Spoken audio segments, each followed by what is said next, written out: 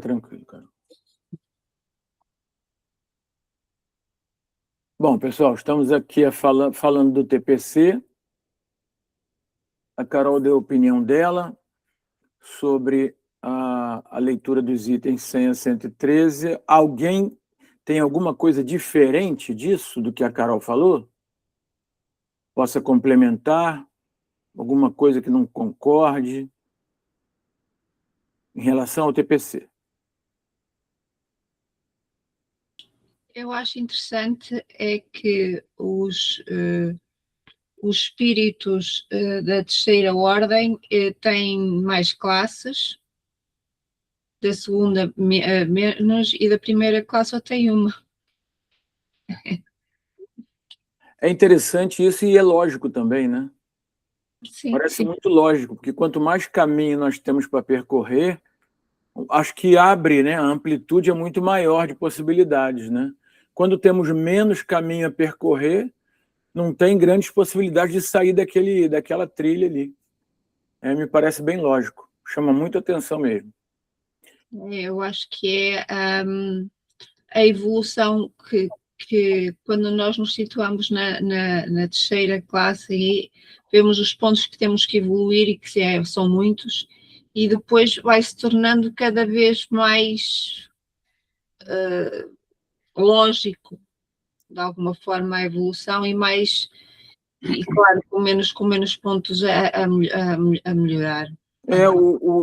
Nós não vamos ter mais, não vamos ficar muito tempo mais parados, né?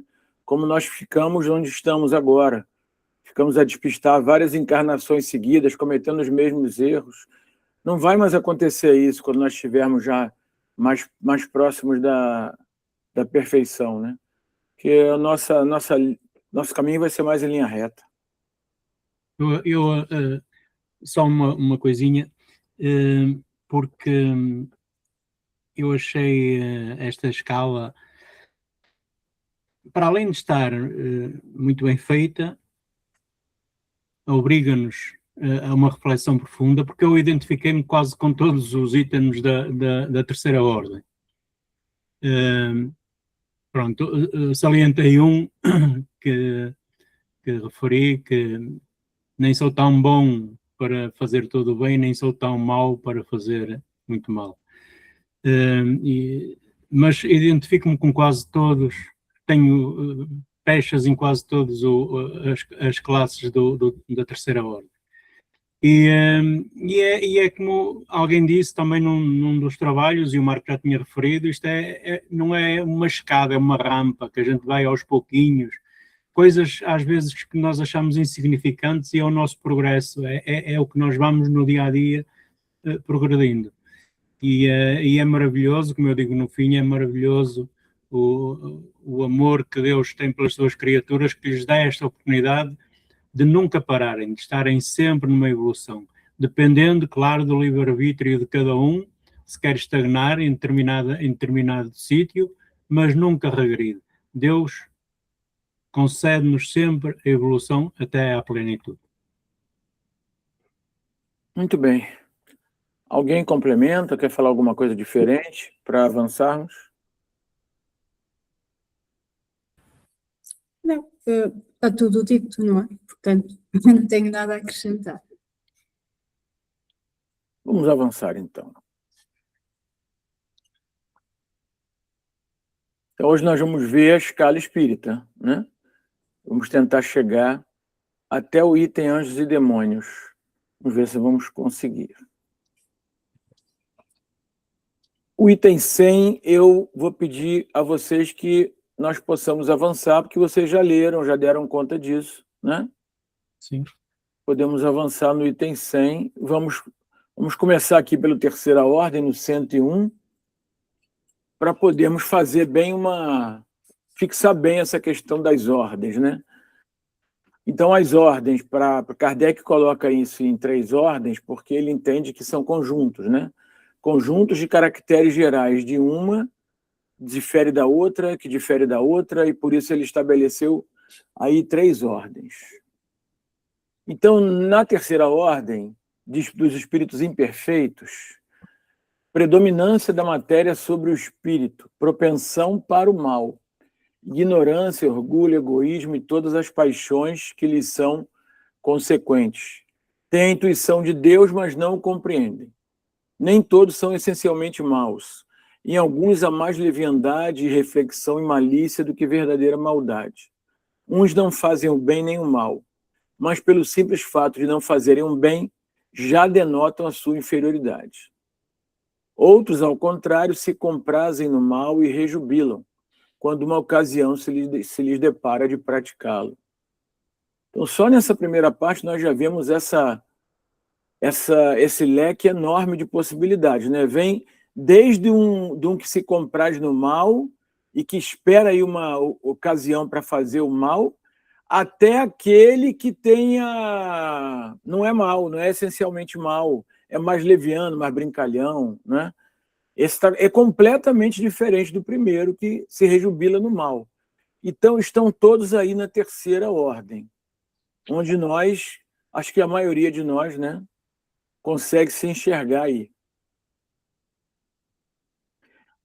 A inteligência pode achar-se neles aliada à maldade ou à malícia, seja, porém, qual for o grau que tenham alcançado de desenvolvimento intelectual, suas ideias são pouco elevadas e mais ou menos abjetos seus sentimentos. Restritos conhecimentos têm das coisas do mundo espírita, e o pouco que sabem se confunde com as ideias e preconceitos da vida corporal. Não nos podem dar mais do que noções errôneas e incompletas. Entretanto, nas suas comunicações, mesmo imperfeitas, o observador atento encontra a confirmação das grandes verdades ensinadas pelos espíritos superiores. Na linguagem de que usam se lhes revela o caráter. Todo espírito que em suas comunicações trai um mau pensamento pode ser classificado na terceira ordem. Conseguintemente, todo mau pensamento que nos é sugerido vem de um espírito desta ordem. Alguém comenta? Restritos são os conhecimentos que eles têm das coisas do mundo espírita. E o que têm se misturam com os preconceitos da nossa vida corporal. Quantos que estão aqui, os que não estão, já não passaram pelos preconceitos e tiveram que vencer os preconceitos para continuar a estudar. Isso é verdade na carne, né? Não dá para negar isso. E a linguagem é o que denota a ordem do espírito. E depois vai ficar muito fácil para nós entendermos de que categoria é aquele espírito. A linguagem é o que dá a maior ideia da personalidade daquele espírito que está a se comunicar. Ver se tem mais alguma coisa aqui, ó. Lê para a gente aí, Helena, por favor, querida. Eu ou outra Helena? É outra? Helena Pinto. Ah, ok. Eles veem a felicidade dos bons e esses espetáculos lhes constituem incessantemente tormento, porque os faz experimentar todas as angústias que a inveja e o ciúme podem causar. Conservam a lembrança e a percepção dos sofrimentos da vida corpórea, e essa impressão é muitas vezes mais penosa do que a realidade. Sofrem, pois, verdadeiramente pelos males de que padeceram em vida e pelos que ocasionam aos outros. E como sofrem por longo tempo, julgam que sofrerão para sempre. Deus, para puni-los, quer que assim julguem.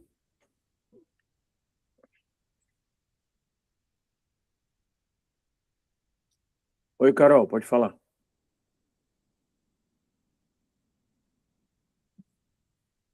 Eu, ao fazer a leitura do TPC, sublinhei aqui duas coisas que fiquei bastante perturbada e ia pedir ajuda para tentar entender. Deus, para puni-los, quer que assim o julguem. Isso é novo para mim. Deus punindo? Eu não consigo interpretar isso. Não, eu entendi. Eu também, por acaso... Desculpa, eu vou tirar o microfone que é para mim e a Helena ouvir, está bem? Que eu não consigo. Eu, por acaso, eu também deparei-me com esta frase, na verdade, quando estava a ler esta questão. Mas o que eu entendo é que não é Deus que os pune, não é? Mas sim a consciência deles, não é? É exatamente essa a interpretação. Eu não quero acreditar que seja Deus a punir. Na verdade, não há para esses espíritos que se comprazem no mal e que não gostam que o outro fique bem, não há para esses espíritos nenhuma punição pior do que a própria culpa. Isso. É essa culpa que Kardec está a se referir aí. Na verdade, poderia haver ali ao lado deles algum mentor espiritual dizendo assim, olha, não fica assim não, porque você pode ter uma oportunidade daqui a pouco. Mas eles é que têm que pedir isso, eles é que têm que se responsabilizar por isso. E por conta disso, olha, me veio agora aqui uma metáfora, alguma coisa interessante, veja. Nós temos um filho, uma filha, e ela erra, ou ele erra. E nós sabemos que eles vão ficar culpados com esse erro. Podemos imediatamente falar para eles assim, olha, não se preocupe, você vai ter outra oportunidade de consertar isso. Mas nós deixamos eles um pouquinho a refletir sobre esses atos, sobre esses acontecimentos, para que possam entender das consequências dos próprios atos. Esse seria o significado dessa questão aí. Então, Deus, para puni-los, não é uma punição direcionada a eles, mas é uma punição deles com eles mesmos. Exatamente. Aliás, ele até diz, quer que assim julguem, não é? Exato, ele quer que assim julguem, exatamente, porque sabe-se que não é assim. Mas deixa o meu filho pensar um pouquinho mais, deixa ele sofrer um pouco mais, porque aí ele vai pensar mais e melhor numa próxima oportunidade. É esse o significado. Dorindo. Não, eu ia fazer referência precisamente a isso, porque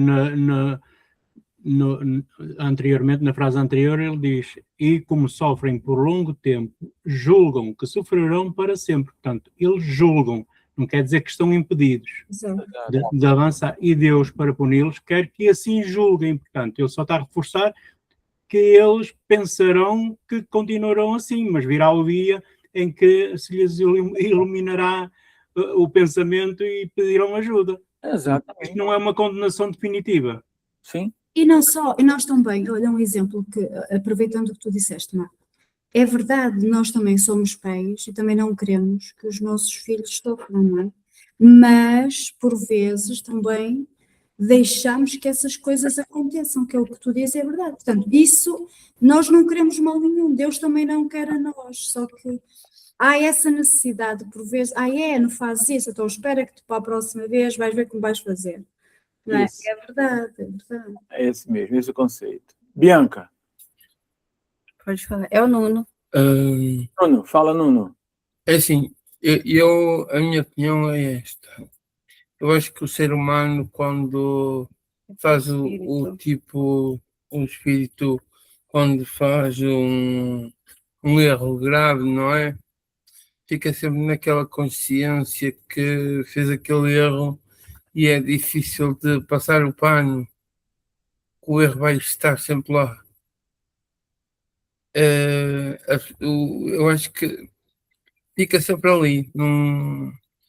Só se um dia mais tarde voltar outra vez o espírito à Terra, não é? Para corrigir. É isso.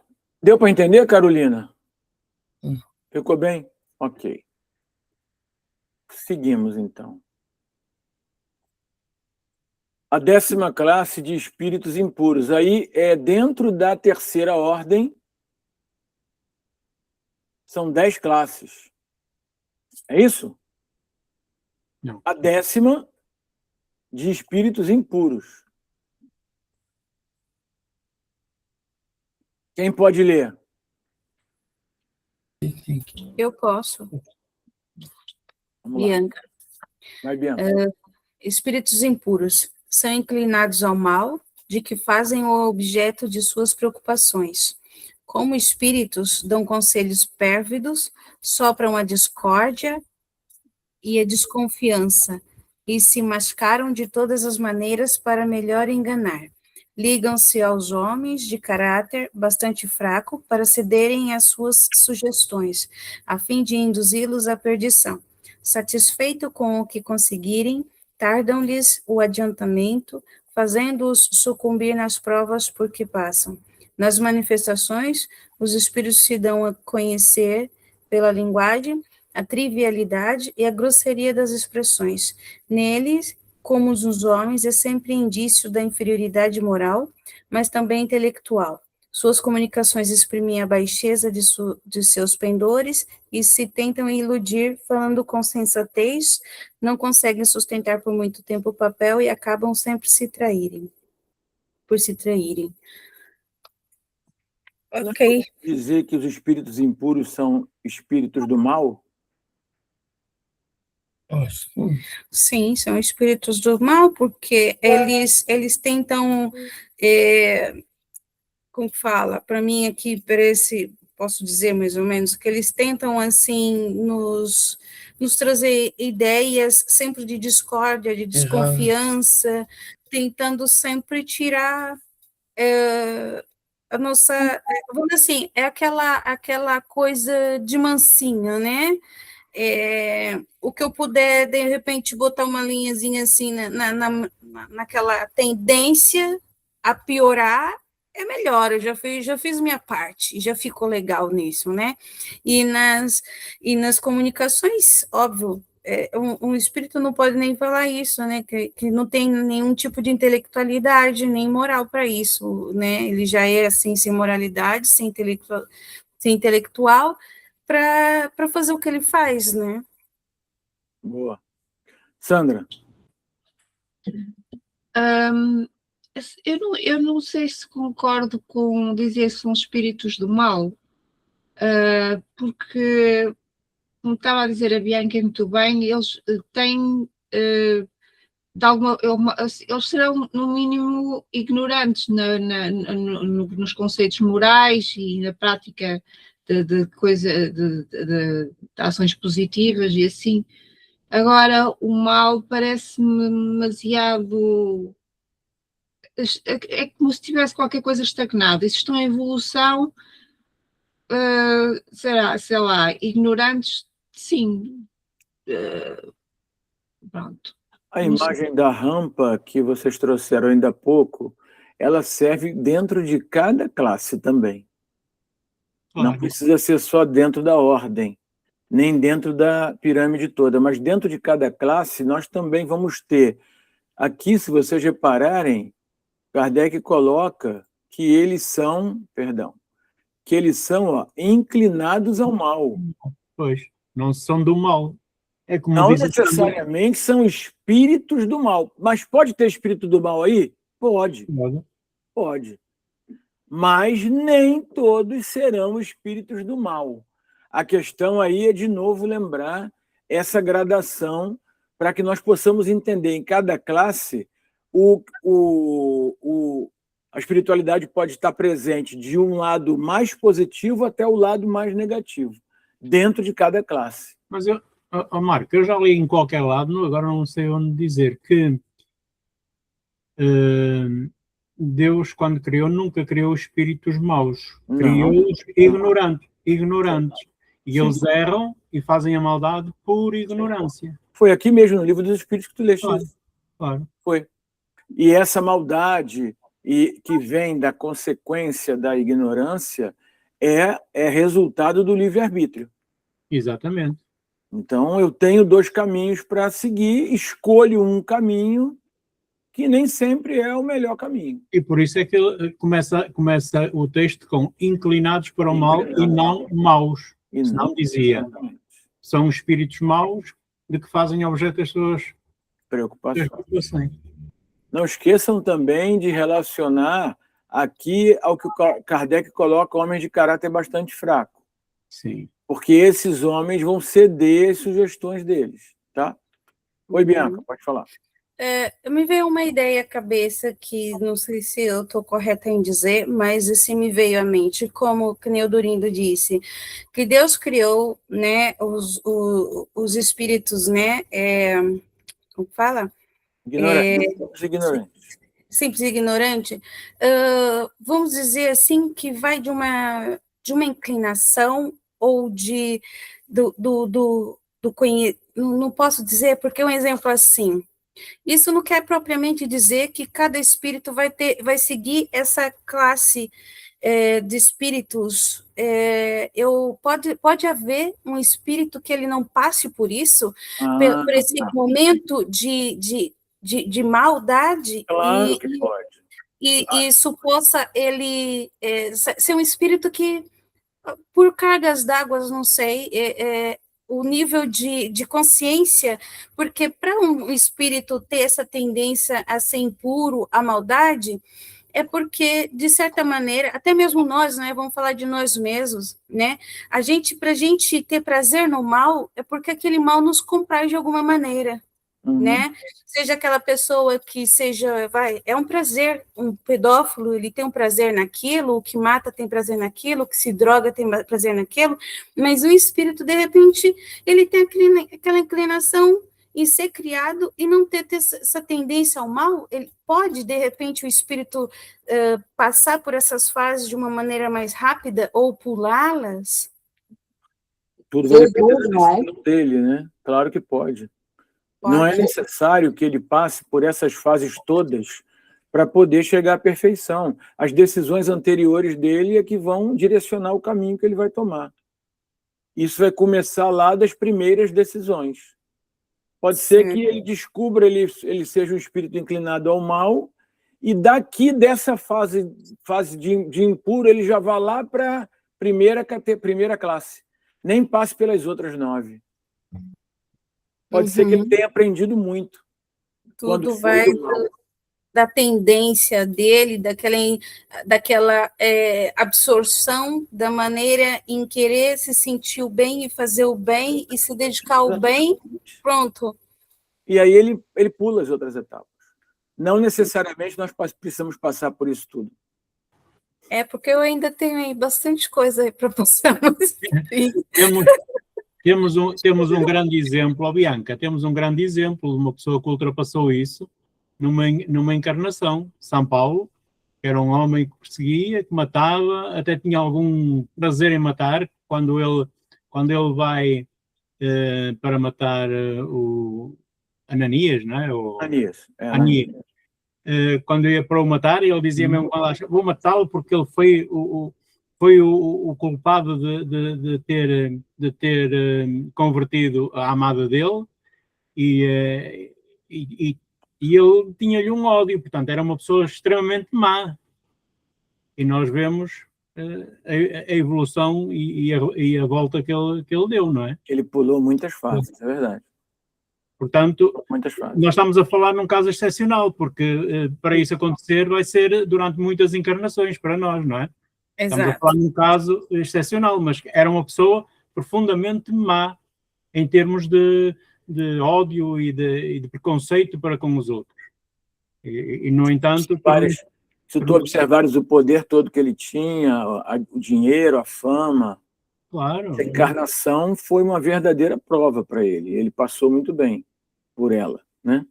Porque ele tinha tudo para sucumbir, para falhar. E continuar sendo o homem velho, né? Como ele fala. Portanto, mesmo o mal, muito mal, tem sempre esperança. Tem, claro que tem. Nós vimos isso. Claro que tem. Alguns povos os arvoraram em divindades maléficas. Ele está a falar ainda da 10ª classe, tá? Espíritos impuros. Alguns povos os arvoraram em divindades maléficas. Outros os designam pelos nomes de demônios, maus gênios, espíritos do mal. Quando encarnados, os seres vivos que eles constituem se mostram propensos a todos os vícios geradores das paixões vis e degradantes. Sensualidade, a crueldade, a felonia, a hipocrisia, a cupidez, a avareza sórdida.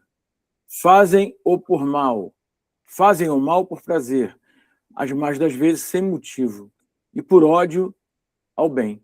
Quase sempre escolhem suas vítimas entre as pessoas honestas. São flagelos para a humanidade, pouco importando a categoria social a que pertençam, e o verniz da civilização não os forra ao opróbrio e à ignomínia.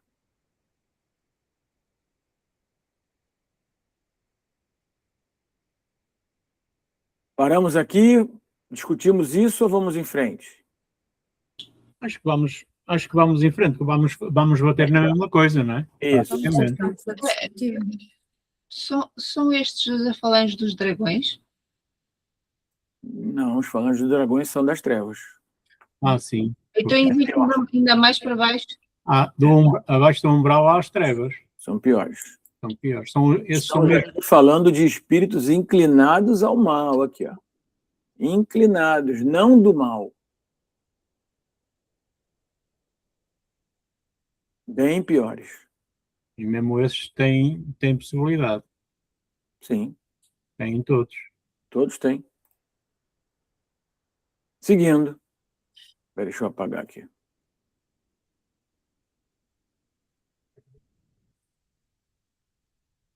Cento e três, nona classe, espíritos levianos.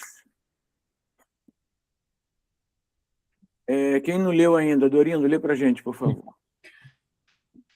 Espíritos levianos são ignorantes, maliciosos, irrefletivos e zombeteiros. Mantêm-se em tudo e tudo respondem, sem se incomodarem com a verdade. Gostam de causar pequenos desgostos e ligeiras alegrias, de intrigar, de induzir maldosamente em erro, por meio de mistificações e de espertezas. A esta classe pertencem os espíritos vulgarmente tratados de duendes, trágicos, gnomos ou diabretes. Acham-se sob a dependência dos espíritos 95 superior. Isso aí foi um erro de digitação aí. Ah. Acham-se sob a dependência dos espíritos superiores. Então, que muitas vezes os empregam como fazemos com os nossos servidores.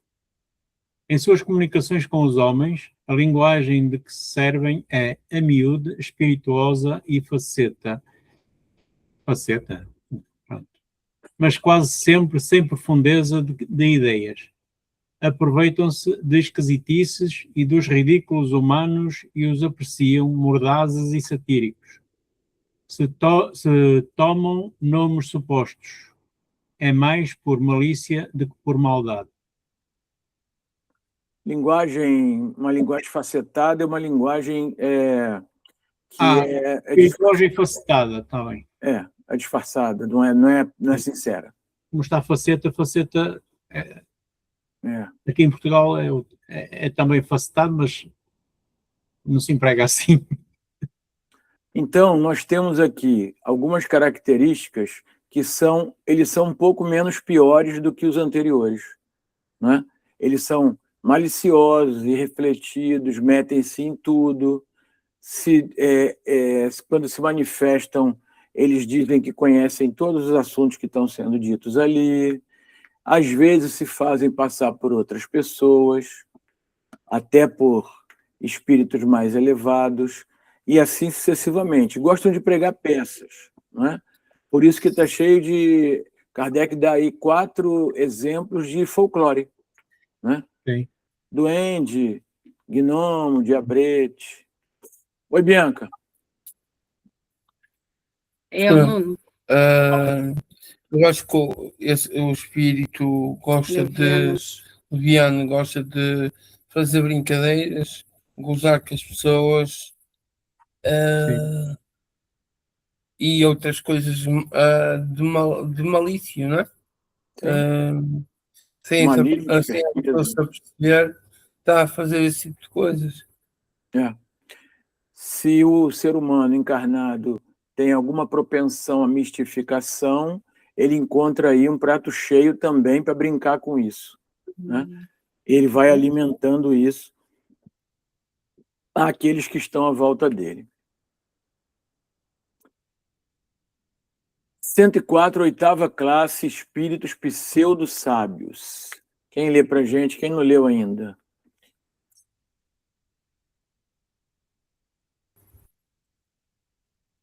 Quem pode ler? Posso Eu ler leio. Ok. Vou ler. Dispõe-se de conhecimentos bastante amplos, porém creem saber mais do que realmente sabem. Tendo realizado alguns progressos sobre diversos pontos de vista, a linguagem deles aparenta um cunho de seriedade, de natureza a iludir com respeito às suas capacidades e luzes.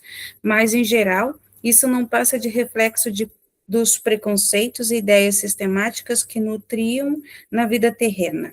É uma mistura de algumas verdades com os erros mais absurdos, nos quais penetram a presunção, o orgulho, o ciúme e a obstinação de que ainda não puderam despir-se. Os pseudo-sábios, da primeira vez que eu fiz o estudo do Livro dos Espíritos, foi uma classe de espíritos que eu achei muito interessante em ler. E eu vi que, pelo menos do que eu busquei, são muitos espíritos que como fala, que influenciam governantes, essas coisas assim, pessoas com muito poder, né?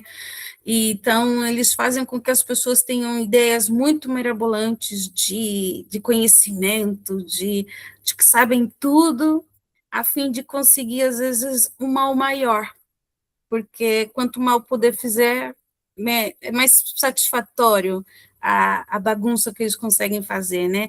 Então, eles gostam dessas pessoas que têm aquela ilusão de que podem tudo, e é isso, as pessoas que não têm respeito, né, pelos outros e querem sempre se mostrar além daquilo, eles gostam de fazer a pessoa ter muito mais daquilo. Então, da mesma maneira que eles não tiveram, eles gostam de influenciar as pessoas para que cometam o mesmo erro deles em maiores proporções, às vezes. Como eles têm capacidade de falar bem, tem uma linguagem desenvolvida, não é? A mentira fica com cara de verdade. Esses espíritos atacam muitos políticos cá em Portugal. Muitos. Todo mundo. Nós temos muitas pessoas que sobem à tribuna, independente de serem políticos ou não, palestrantes, por exemplo, pessoas que vão munidas de uma série de citações. É citação para tudo quanto é lado, né? Mas não consegue trazer aquilo para a prática. Ele sabe aquelas citações decoradas, sabe onde está na Bíblia, sabe onde está no Evangelho segundo o Espiritismo, mas não consegue fazer uma relação da teoria com a prática. Esse é o pseudo-sábio. É o sujeito que quer mostrar que sabe, mas por dentro ele é oco. Mas quando ele está à frente de outras pessoas, ele aparenta uma seriedade com o objetivo de iludir. Aparenta saber tudo e não sabe nada. Na verdade, é uma pessoa muito orgulhosa, presunçosa. Aqui, ó. Ok? Tem ciúme de uma pessoa, de um outro que não precisa fazer isso. Então, ele vai se refugiar num conhecimento que é um conhecimento só de decorar e vomitar para o público. Existem pessoas que escrevem até livros assim. E quando tu vais questionar aquela pessoa, ela não entende, não sabe como explicar aquilo, porque não tem um tempo para ela pensar e para poder te iludir. Um palestrante parecido com um pseudo-sábio, por exemplo, ele, se fizerem perguntas, ele vai se complicar. Ele vai se complicar. Se o nível do público for um pouco maior do que o básico, ele vai se complicar. Então, ele também sabe onde estar. O público ele escolhe também, né? Ele quer mostrar alguma coisa que ele não é.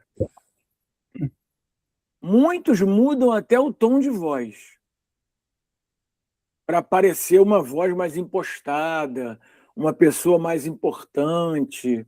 Existe todo um argumento de ilusão que já tá tudo ali. O pseudo-sábio é a mesma coisa. Tu vai receber, por exemplo, uma comunicação de um pseudo-sábio, não vai ser a primeira vista que tu vais reconhecer. Não vai ser.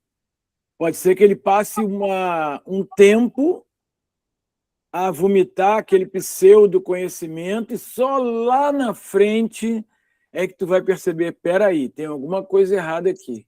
Que aí, quando tu vai aprofundar a pergunta, ele não vai saber te dizer.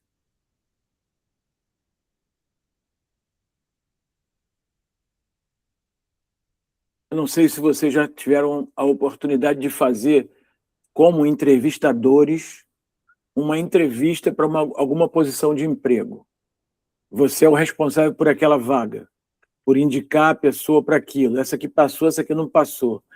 Muitos candidatos vão com um monte de coisa decorada, começam a falar. Aí, quando ele para de falar, você faz uma pergunta. Mas como é que você aplicaria isso aqui na nossa empresa? Ou nesse local aqui, nessa situação? Aí o sujeito não sabe. Porque sai do que ele decorou. Esse é o pseudo-sábio. Ok? Temos que lidar com eles encarnados e desencarnados, porque estamos num mundo de provas e expiações. Muito cuidado com os pseudo-sábios.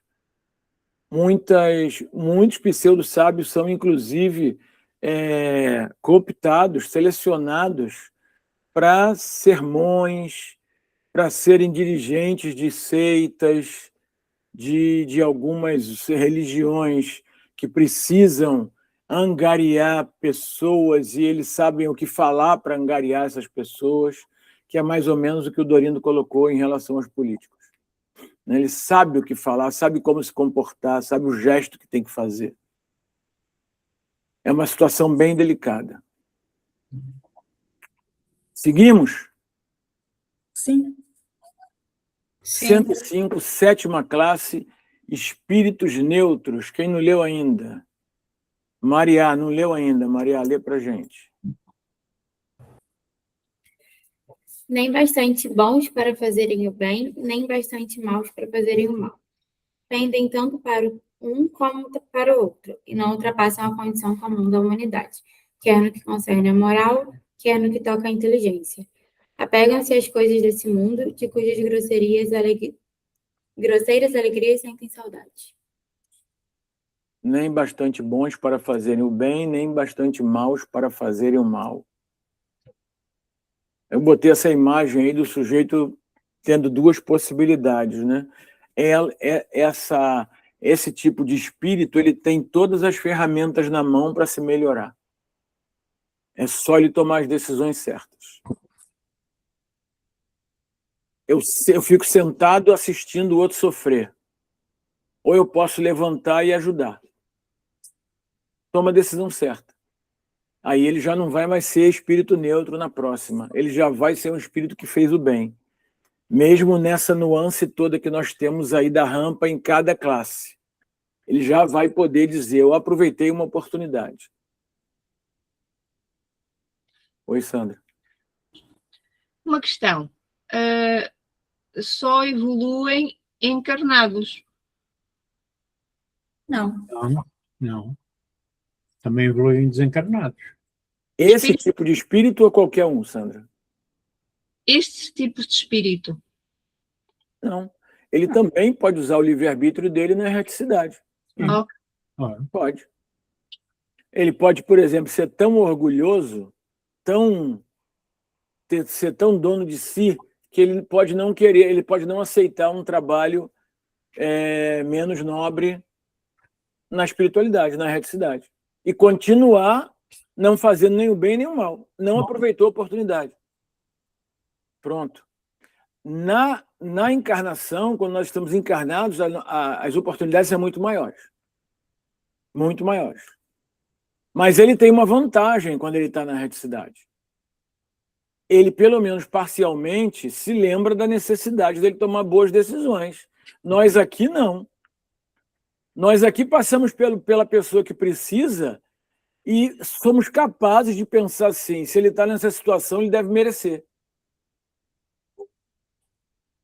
Não é verdade? Verdade. Nós nos envergonhamos disso. Mas muitos pensam assim. Se ele está nessa situação, ele deve merecer. Esse aí não adianta ajudar. Não adianta ninguém ajudar ele, porque ele não vai se melhorar, ele não quer. Às vezes a pessoa não consegue. Mas nós vamos lá e ajudamos. Então não somos neutros. Se não fazemos nada, ficamos a assistir, vamos ficar aí a despistar e perder a oportunidade.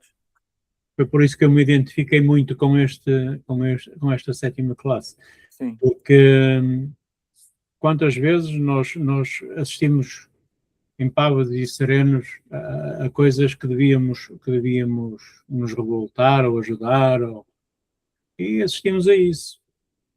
É por isso que não somos tão bons que possamos fazer todo o bem, mas que possamos não poder, podíamos, mas que não façamos todo o bem, também não somos tão maus que façamos todo o mal. Por isso é que me identifiquei um bocado com isso.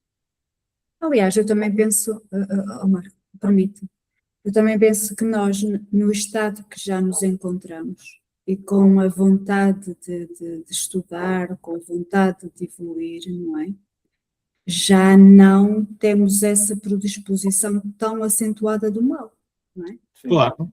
Isso é Porque tal. já sabemos perfeitamente o que é o mal. Portanto, neste momento eu já não me considero um espírito daqueles assim menos bons ou muito maus, não é? Já me considero um espírito que estou a tentar desaparecer ou desapegar-me na totalidade do mal, não é? E querer realmente direcionar-me para o bem, não é? Mas se calhar nessa rampinha. Ora, desculpa, pode falar, Violino. Não, estava a dizer, nessa rampa de evolução, de progressão, Exato. ainda temos muitas tentações. Como humanos, Sem dúvida, mas já está. Ainda não consigo dizer, eu tudo que vejo que está mal, vou lá praticar o bem. Não, porque passo muitas vezes por coisas que se calhar até podia ajudar e não ajudo por comodidade, não sei, por alguma coisa, mas que não ajudo. Eu dou muitas vezes um exemplo que eu dava já noutras situações. Eu uma vez encontrava-me em Tondela e do lado do passeio estava uma pessoa diferente. Mobilidade reduzida. Eu julgo com trissomia ou autismo. E ela estava do outro lado do passeio. Eu ia lá atender um cliente e o cliente não me atendeu porque... E a pessoa do outro lado do passeio estava-me a dizer adeus e a rir-se, a sorrir para mim. E eu não lhe liguei nenhuma, vinha mal disposto, não lhe liguei nenhuma. Claro. O que é que eu fiz? O que é que eu fiz para bem dessa pessoa? Se calhar, se eu lhe sorrisse e fizesse um gesto para ela se calhar ficava muito feliz e eu ganhava o dia. E eu não. Como vinha mal disposto, nem liguei e andei sempre. Portanto, mesmo sem querer, nós fazemos essas coisas. Mas isto é uma evolução e eu, como me lembro disso, quero dizer que eu já não vou repetir, se calhar, esta atitude. E já é um degrauzinho não, mais um espacinho na minha rampa de evolutiva. Mas somos tentados todos os dias a fazer isso. Certo, mas deixa-me te dizer, mas perante os espíritos impuros, não é? Eles, se já tivessem essa mentalidade ou essa evolução, também já não eram impuros, não é? Mas, ou seja, eles já não eram assim tão impuros. E nós já conseguimos, mesmo dentro que até nos possamos colocar nessa classe, não é? Que até nos possamos colocar nessa classe, já conseguimos ter consciência daquilo que estamos a fazer. Não é? E já estamos a tentar usar de melhor forma o nosso livre-arbítrio. Por isso mesmo é que a escala é evolutiva. Portanto, já temos mais consciência do erro que cometemos atrás. Portanto, já não somos assim tão maus, penso eu.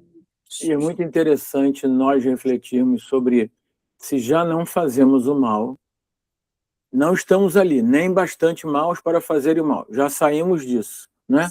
O que falta agora é nós sairmos da inércia para fazer o bem. Exatamente. Então, eu já não faço mal. Claro que é uma evolução. Mas agora eu preciso fazer o bem. Então, eu tenho que me mexer, eu tenho que me movimentar. Porque não fazer o mal, eu não gasto energia não fazendo mal. Eu simplesmente não faço nada. Mas para fazer o bem, eu vou ter que me movimentar, vou ter que gastar energia, vou ter que me desgastar, vou ter que enfrentar coisas, situações que vão fazer com que eu me mobilize. E isso pode ser que eu queira evitar nessa, porque sou um sujeito preguiçoso, por exemplo. Bianca. Olha, uma coisa que você falou que me cutucou assim, porque eu sou uma pessoa que eu sempre falo muito isso. Olha, se a pessoa está assim, é porque ela merece. Muitas vezes eu vejo isso e eu acho que assim, eu acho que existem situações que as pessoas têm que passar. É óbvio que eu também não tenho esse sentimento de fazer o mal, eu não vou empurrar a pessoa a ribanceira abaixo, mas existem situações que eu acho que cada um tem que passar, tem que sofrer a sua dor, entendeu? Eu sou aquela pessoa que eu acho que, assim, quando estou numa dor, eu gosto de ir até o fundo daquela dor, porque na hora que eu subo com toda a força, com toda a sede, com toda a vontade, entendeu? Então, assim, eu não gosto, às vezes, não é que não gostar, mas eu acho que aquela pessoa que faz muita ensinação, muito não sei o quê, ela tem que sofrer a dor dela. E não sou eu que tenho que carregar ela nas costas, entendeu? O peso é dela, não é meu. Eu tenho o meu. Então, eu sempre gosto de tentar criar um ponto e falar assim, eu devo ajudar ela até onde? Eu já fiz, eu já falei, o que eu vou colaborar em fazer mais? Agora, trazer ela para as minhas costas, não. O peso, a dor dela. Eu tento tentar levar ela para o nível de consciência mais racional e presente possível. Mas carregar a dor dela, não. Eu já tenho as minhas. Então, existem coisas que, sim, eu falo, se ela está assim é porque ela merece. Se não abre os olhos, eu já orientei, e não vai ser eu que vou fazer ela abrir os olhos de uma vez só. Entendeu? Eu também tive o meu tempo, ela vai ter o tempo dela. Então, existe muito isso, eu tenho esse nível de consciência, sim, pelo menos é pessoal meu. Existem pessoas, existem coisas que eu falo, tem que passar. Eu não vou ajudar em nada. Mas Nós não vamos discutir essa questão do tem que passar, ok. E também não é para ninguém levar ninguém nas costas, porque também não vai ajudar o outro. Sim. A questão aqui é só do que eu posso fazer para ela passar Sim. por aquilo de uma maneira, como você mesma disse, de uma maneira um pouco mais tranquila. Eu vou fazer a minha parte, né? Eu não sei nem se merece, se não merece. Aí já não é comigo, né? Sim. Aí é com outro, né? Aí é com outro. Individual. Uhum. Merecimento, porque esse merecimento é da lei divina. Nós não podemos fazer julgamentos. Sim. Eu nunca vou saber. Se ela sofre ou não é pelo nosso julgamento que podemos alterar isso. Isso é a lei divina, é o contrato que ela tem na sua reencarnação, é por algum motivo. Sim, sim. Portanto, o julgamento não é nosso. Uhum. Eu me lembro, eu tive a feliz oportunidade de trabalhar no CVV, no Centro de Valorização da Vida, como voluntário, no telefone e e-mail, né? É uma instituição, é uma das maiores instituições do mundo de prevenção ao suicídio. E a proposta ali é toda baseada na psicologia de Rogers, no humanismo. O que o humanismo diz? O sujeito está no buraco. Vamos fazer essa imagem. Eu não vou jogar uma corda para ele para ele eu resgatar ele. Eu vou para dentro do buraco junto com ele. Lá dentro do buraco junto com ele, eu vou tentar fazer com que ele saia junto comigo. Mas é ele que vai decidir se quer sair. Tá? Eu não vou carregar ele nas costas, Bianca. Porque senão ele vai voltar para o buraco de novo, porque o esforço não foi dele. Foi, claro.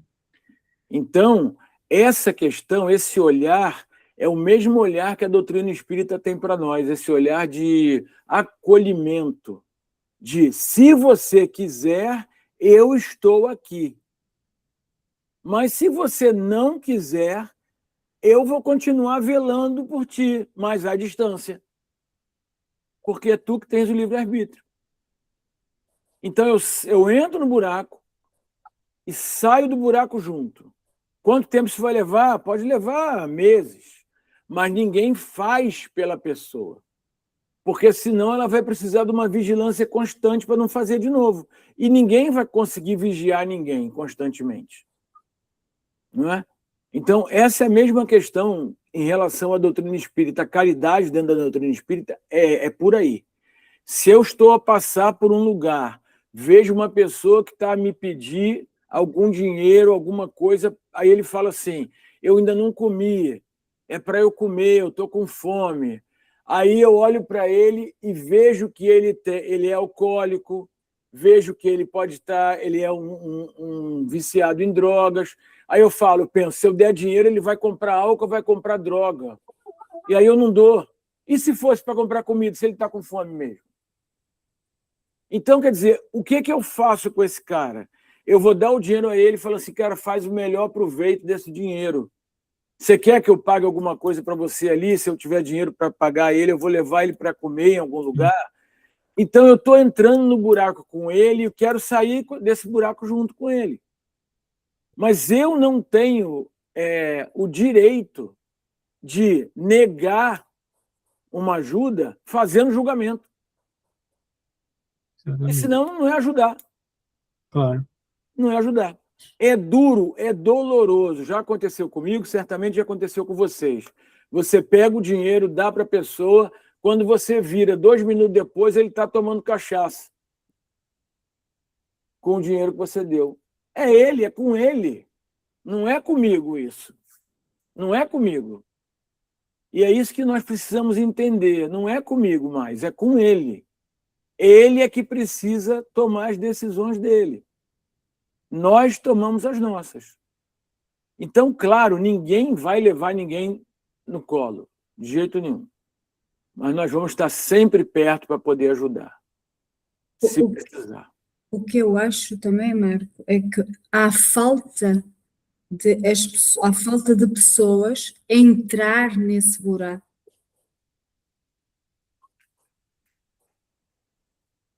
As pessoas querem ajudar de longe, né, Helena? Exatamente, as pessoas querem não me ajudar. incomoda, né? Exatamente. Muitas vezes as pessoas dão as verbas, dão isto e dão aquilo, mas não estão no buraco com as pessoas. Exatamente. Não, nem sabem que o outro está. Muito bem. O estudo, né? A doutrina espírita, o estudo sistematizado dela, valem como terapias. Não sei se vocês já pararam para pensar sobre isso. Sim. Repara que nós estamos aqui a avaliar o nosso próprio comportamento. Sem dúvida. Estudando um livro. Né? Somos aqui dentro dos espíritos neutros, nós somos aqui um monte de coisas que estão aqui dentro. Né? Já pensamos bastante. Bianca não, Nuno. Deve ser o Nuno agora. É, o Nuno. Vamos supor que eu estou a ajudar uma comunidade, uma empresa para ajudar certas crianças, não é? De necessidades de alimentação e tal. E eu ajudo essa empresa.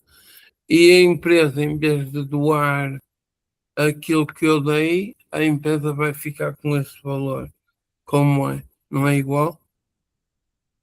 Em que sentido? Igual em que sentido? Tipo, é como se fosse um drogado. Tipo, uma pessoa está entrar. É igual.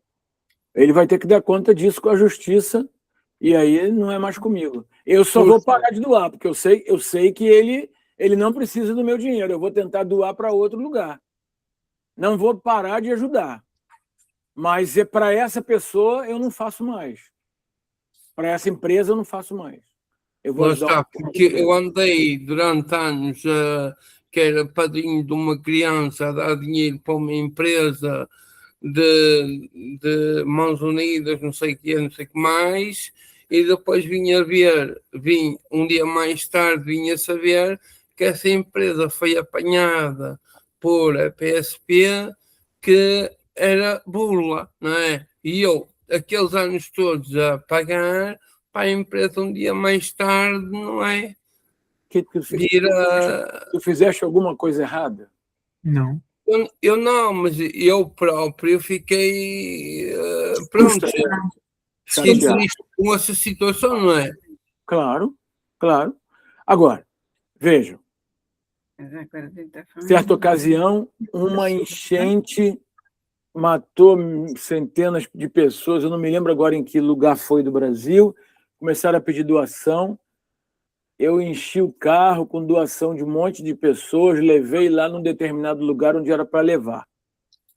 Daqui a pouco, não sei quem, alguém me alertou.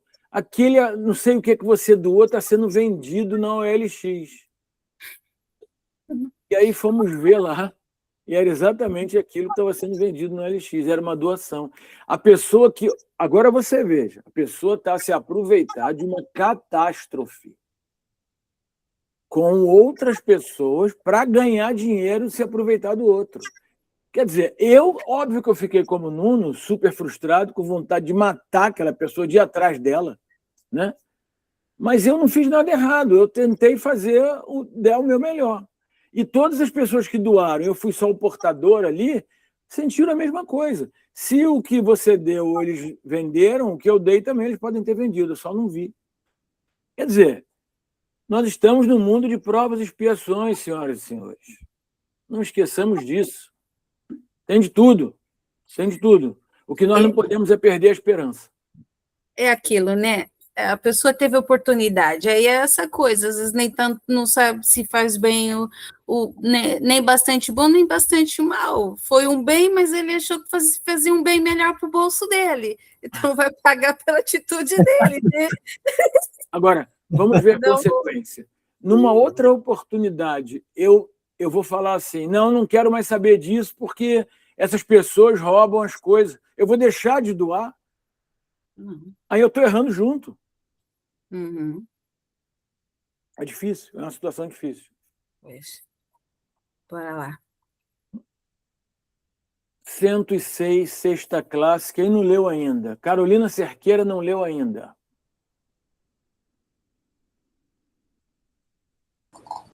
Helena vai ler. Carolina Cerqueira, desculpa. Helena Cerqueira, estou vendo o nome Carolina ali. Estes espíritos, propriamente falando, não formam uma classe distinta pelas suas qualidades pessoais. Podem caber em todas as classes da terceira ordem. Manifestam geralmente sua presença por efeitos sensíveis e físicos, como pancadas, movimento e deslocamento normal de corpos sólidos, agitação do ar, etc. Afiguram-se, mais do que os outros, presos à matéria. Parecem ser os agentes principais das vicissitudes dos elementos do globo, quer atuem sobre o ar, a água, o fogo, os corpos vivos, quer nas entranhas da terra.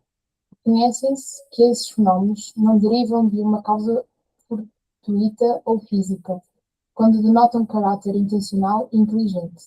Todos os espíritos podem produzir tais fenómenos, mas os de ordem elevada os deixam, de ordinário, como atribuições dos subalternos, mais aptos para as coisas materiais do que para as coisas da inteligência. Quando julgam úteis as manifestações desse género, lançam em mãos destes últimos como seus auxiliares. Temos algumas coisinhas para discutir aí.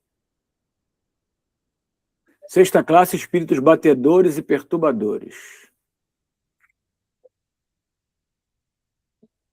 Qual é a principal característica, de acordo com esse texto?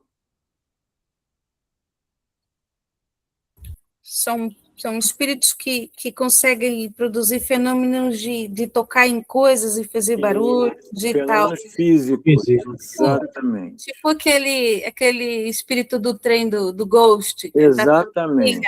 Do Patrick Swayze, né? Isso, aquele lá. Fenômenos físicos. Isso. Muito bem. Se voltarmos lá na história do Espiritismo e pensarmos nas mesas girantes, estamos Sim. a falar do auxílio desses espíritos, de acordo com as instruções dos espíritos superiores. Por quê? Os espíritos superiores não conseguem adensar tanto o perispírito a ponto de impregnar a matéria de fluido universal. Eles não conseguem fazer isso. Ou, se conseguem, vão demandar muita energia. Esses espíritos, como eles estão aqui, ó, afiguram-se mais do que outros presos à matéria. Eles têm muito mais facilidade em fazer isso. Então, eles são cooptados, eles são selecionados como auxiliares para uma manifestação física, por exemplo, como foi a das mesas girantes. Mais presos à matéria do que os anteriores? Muito mais. Muito mais presos à matéria do que os anteriores. Esses espíritos normalmente estão muito presos, muito fixados no lugar onde viveram muito tempo, viveram aquela casa há 50 anos, desencarna, permanece ali, vai ao trabalho, volta, pega o mesmo transporte público que pegava antes. Esse exemplo que a Bianca deu do filme do Ghost, do metro lá, do sujeito, do vagão é dele. O vagão é dele. E ele faz ali um monte de fenômeno físico. Sozinho. Ele manipulando o fluido. Inclusive, ele ensina isso para o personagem do filme, né? Ele ensina como fazer. Então, ele sabe, ele tem um nível de desenvolvimento intelectual nesse aspecto bom. E causa essas perturbações, pancadas, movimentos, deslocamento de corpo sólido. São os mesmos que provocam as tempestades? Exatamente a mesma coisa. Está aqui, Kardec coloca isso. Eles são os agentes principais das vicissitudes dos elementos do globo. Ar, água, fogo, corpos duros. Aqui em Portugal, por exemplo, é uma coisa absurda. Esse verão eu ainda não ouvi a questão dos incêndios nas matas, né? É uma coisa assim, assustadora. Todo verão tem catástrofe. Como assim? Aqui não faz 40 graus, nem 50, nós não estamos no deserto. Então, o que causa isso? Claro que é uma causa externa, né, gente? Uma causa externa. Alguém coloca, às vezes até sem querer. Joga um cigarro aceso ali, ou tá a passear, ou está a lazer e faz alguma coisa que provoca aquele incêndio, horas depois é que aquilo vai acontecer. E qual é a causa para isso, né? A indução desses espíritos nesse aspecto também é muito forte, dentro da própria degeneração da natureza. Pode-se dizer também que esses espíritos, me veio aqui à mente uma coisa, assim, de repente uma pessoa que está nadando, há espíritos que podem, como falou aqui, que podem atuar na água, puxar as pessoas lá para baixo da água, tipo, não? Não é nesse aspecto que ele está falando. Não. Ele está falando no aspecto de uma situação anormal da natureza. Mas não nesse caso de um espírito desse puxar uma pessoa, porque aí ele seria um espírito do mal. Ele já está um pouco mais avançado em fazer o mal do que esses aí, do que esses nossos amiguinhos aí. Aí já não estaria aqui nos batedores. Entendi. Ok. Seguimos? Seguindo. Bons espíritos, já estamos na segunda ordem agora. Bons espíritos. Caracteres gerais. Sandra, você não leu ainda. Lê para nós. Predominância do espírito sobre a matéria, desejo do bem, suas qualidades e poderes para o bem estão em relação com o grau de adiantamento que hajam alcançado. Uns têm a ciência, outros a sabedoria e a bondade. Os mais adiantados reúnem o saber às qualidades morais. Quando, não estando ainda completamente desmaterializados, conservam mais ou menos, conforme a categoria que ocupem, os traços da existência corporal, assim na forma da linguagem, como nos hábitos, entre os quais se descobrem mesmo algumas das suas manias. De outro modo, seriam espíritos perfeitos, compreendem Deus e o infinito e já gozam da felicidade dos bons. São felizes pelo bem que fazem e pelo mal que impedem. O amor que os une lhes é fonte de inefável ventura. Não têm a perturbá-la nem a inveja, nem os remorsos, nem nenhuma das más paixões que constituem o tormento dos espíritos imperfeitos. Todos, entretanto, ainda têm que passar por provas até que atinjam a perfeição.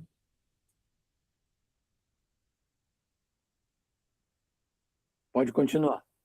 Como espíritos, suscitam bons pensamentos, desviam os homens da senda do mal, protegem na vida os que lhes mostram dignos de proteção e neutralizam a influência dos espíritos imperfeitos sobre aqueles a quem não lhes é grato sofrê-la.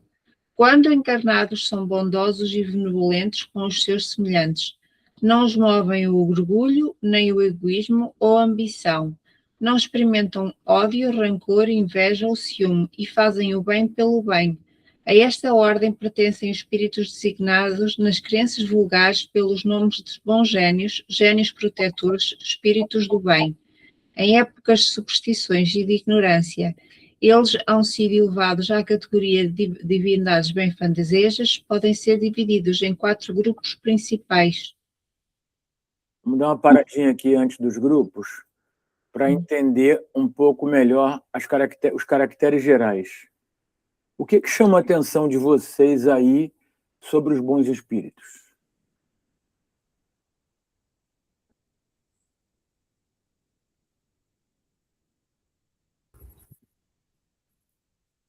Já desconhecem o mal, quer dizer, já não praticam o mal. E não só, têm mais sabedoria e estão mais direcionados para a ciência. Pode ser a ciência, pode ser a sabedoria, pode ser a bondade. Exato. Eles vão participar de algum adiantamento daquele mundo onde eles vão encarnar.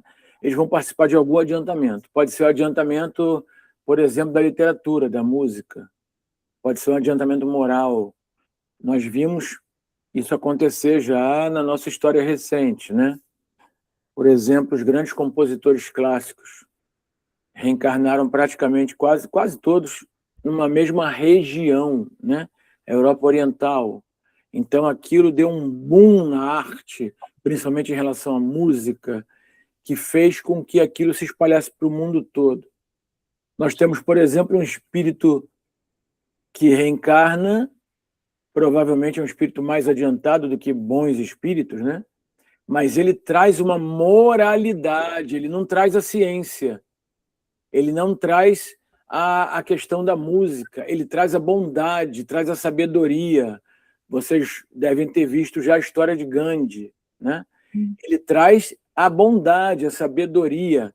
Ele não tem nada a ver com desenvolvimento intelectual propriamente dito, mas ele tem a ver com desenvolvimento moral. Então, o que é que o povo daquele lugar está a precisar, né? Está a precisar de desenvolvimento moral. Manda um espírito com sabedoria para cá. Está a precisar de desenvolvimento intelectual, desenvolvimento das artes, fazer com que essas pessoas fiquem mais sensíveis, né? Menos materialistas, que percebam nuances de Deus na arte. Então, vamos colocar os caras lá na pintura ou na música. Sandra.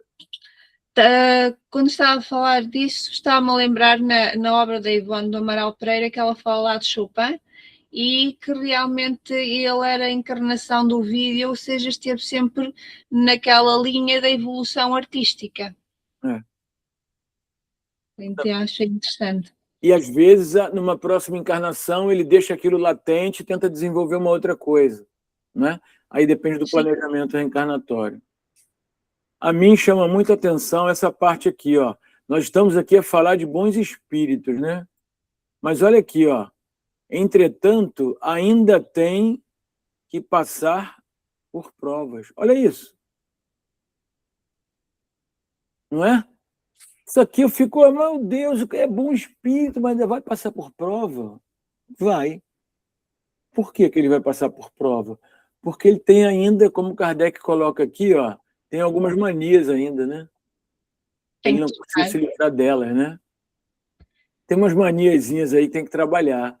Então tem umas provitas ainda para ti aí, né? Podem ter que testar a evolução, realmente. Exato.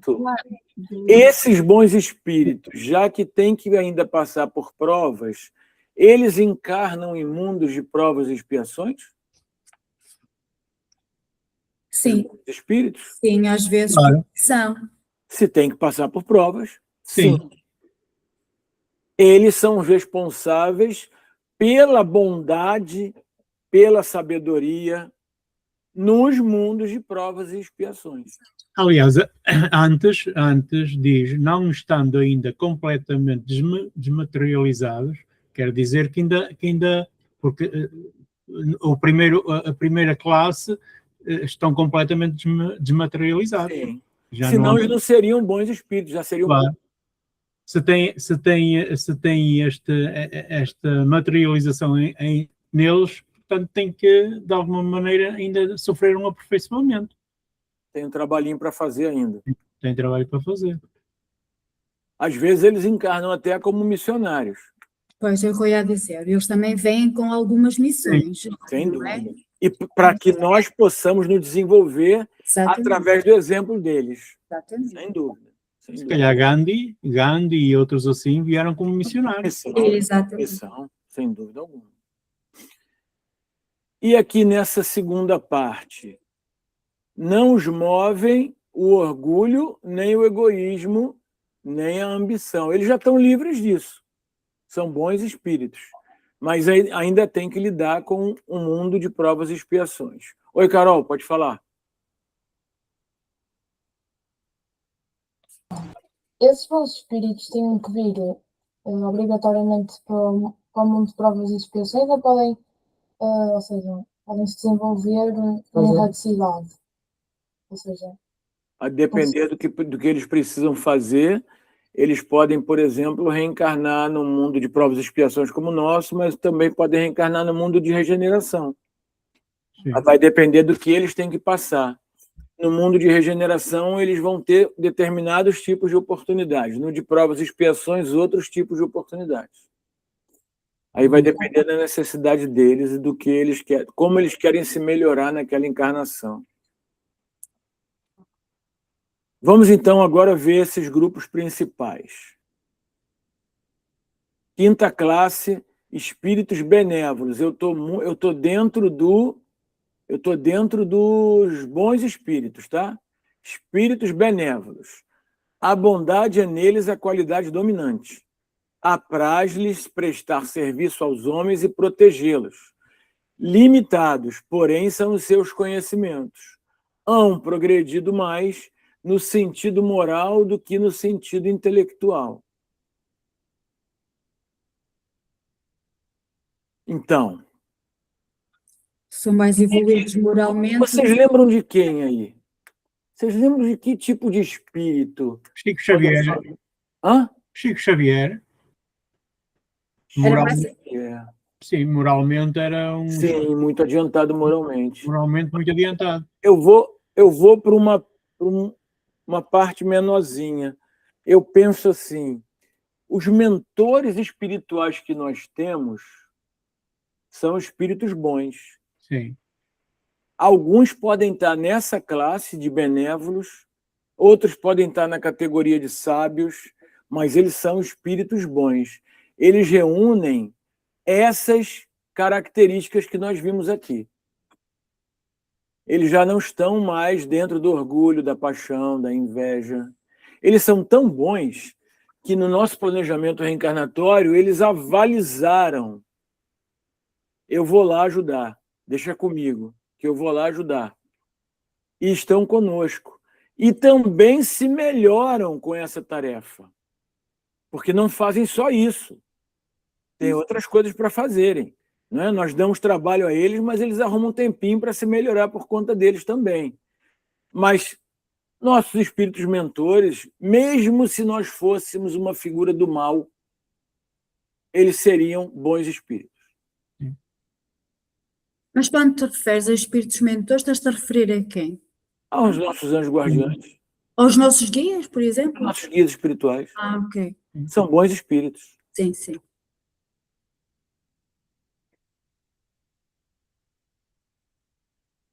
Quarta classe, espíritos sábios. Distinguem-se especialmente pela amplitude de seus conhecimentos. Preocupam-se menos com as questões morais do que com as de natureza científica, para as quais têm maior aptidão. Entretanto, só encaram a ciência do ponto de vista da sua utilidade, e jamais dominados por quaisquer paixões próprias dos espíritos imperfeitos. Então, esses sujeitos, eles encarnam para fazer com que aquele mundo evolua, em termos de ciência, em termos científicos, né? São espíritos preocupados com a aplicação da ciência para o bem da humanidade.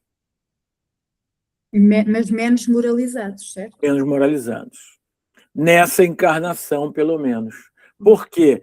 Porque, como a tarefa é grande, é necessário que eles deem foco em alguma coisa. Claro. Assim como nós. Nós, quando temos 10 tarefas para fazer num dia, eu vou lá e dou prioridade para as minhas tarefas. Exatamente como eles fazem na encarnação, que vem como espíritos sábios. Não dá para dar conta de tudo, é muito pouco tempo. Que são 60 anos, 80 anos, diante da eternidade, da possibilidade que nós temos de evoluir. Então, nessa aqui, eu venho para dar uma ajustada aqui nesse aspecto. Na outra, eu vou tentar trabalhar outra coisa. E isso também melhorando a si próprio. É tipo, Não é só a favor que eles fazem para a humanidade, não. Oi, Sandra. tipo, por exemplo, o Stephen Hawking, que apesar da doença dele, nunca deixou de trabalhar. Quem que tu falaste? Não conheço. Stephen Hawking. O Stephen Hawking, o físico. Sim. Claro que conhece, Eliana, aquele da cadeira de rodas. Ok, já sei, estou a ver. Não estava a ver por não. Esse exemplo é sensacional. Sim. Sensacional. Por quê? No meio da juventude, ele perde a mobilidade toda dele, perde a possibilidade de falar. No meio da juventude. Sim. Ele não nasceu daquele jeito. É uma baita de uma expiação. Né? E mesmo assim, o que ele faz? Vai avançar do jeito que dá para ele avançar. Nós à beira desses seres, não é? Poxa. Nossa. Na década de 60, se eu não me engano, 70 do século passado, tinha um médium brasileiro, morava no interior. O apelido dele era o Gigante Deitado. Eu vou trazer a história dele depois para vocês. Porque ele tinha uma doença congênita que ele não conseguia ficar em pé. Então ele recebia as pessoas na casa dele para conversar, para fazer atendimento fraterno e tal, mas ele também viajava o Brasil inteiro dando palestras. E ele ia numa cama, deitado, num carro onde coubesse a cama, porque ele não conseguia ficar sentado nem em pé. E ele não parou de trabalhar até morrer. Quer dizer, é para nos humilhar, né? Exatamente. Para nos humilhar. Esse também vem para demonstrar que é possível fazer o bem, mesmo com as limitações que ele tem, que às vezes as pessoas têm. E o que nós fazemos é pouco, diante do que nós podemos fazer. Às vezes é muito naquele momento para nós, mas nós podemos fazer muito mais. Muito bem. Terceira classe, espíritos de sabedoria. As qualidades morais da ordem mais elevada são o que os caracteriza. Sem possuírem ilimitados conhecimentos, são dotados de uma capacidade intelectual que lhes faculta juízo reto sobre os homens e as coisas. Quer dizer, eles não são aquelas sumidades em termos intelectuais, mas eles conhecem o básico para poder mostrar para quem os observa, através do comportamento, o que é ter o juízo reto, o que é ter sabedoria, o que é ter desenvolvimento moral. O desenvolvimento moral não pode vir desacompanhado do desenvolvimento intelectual. Isso não existe. O intelectual pode vir desacompanhado do moral. Mas o moral tem sempre a companhia próxima do desenvolvimento intelectual, porque ele precisa saber como dar o exemplo. Ele precisa saber como se dirigir à pessoa. Então, ele tem um desenvolvimento moral muito grande, mas ele tem também que ter uma intelectualidade, uma capacidade intelectual mínima para poder saber passar essas questões morais para os outros. Nesse tipo de encarnação, esses espíritos eles encarnam com uma... São aquelas encarnações chamadas de encarnações para o bem coletivo, né? Encarnações que vão fazer bem para mais pessoas, para comunidades inteiras. Por isso que o espiritismo ele é terminantemente contra aquelas pessoas que têm sabedoria e se isolam, como algumas pessoas fazem. São pessoas que se isolam do mundo, no alto de uma montanha, vivem em cavernas e são extremamente sábias, né? Nós vamos estudar isso no capítulo que fala sobre a lei do progresso, no Livro dos Espíritos. O indivíduo progrediu, mas ele se isolou. Ele não compartilha o conhecimento dele. Então, aquele progresso de nada serviu naquela encarnação para ele. É importante que nós possamos compartilhar a sabedoria que nós temos. Todos nós temos sabedoria. Todos nós. Uns mais para um lado, outros mais para o outro. Quando tu falas com alguém sobre alguma coisa que te chamou a atenção, estás a compartilhar sabedoria. Aquela pessoa pode ser despertada para aquilo.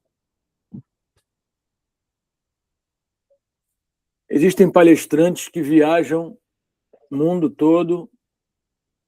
Obviamente que no Brasil tem mais gente assim, porque a quantidade de espíritas no Brasil é maior. Você olha para a agenda do sujeito, não tem um final de semana que ele está em casa ou que ele está quieto em algum lugar. E durante a semana também ele está para lá e para cá, de cidade em cidade, cidade em cidade. Aquele sujeito, ele não ganha nada para isso. Nada. E ele até gasta do dele, às vezes. Comprando equipamento, produzindo a palestra, né? Deixando de trabalhar para ganhar o sustento dele, menos tempo, aí vai ganhar menos, enfim.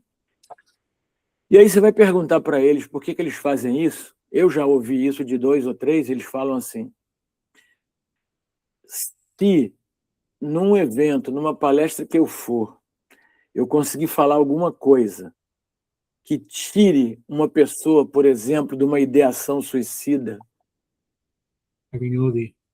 pronto, já valeu a encarnação inteira do sujeito, né?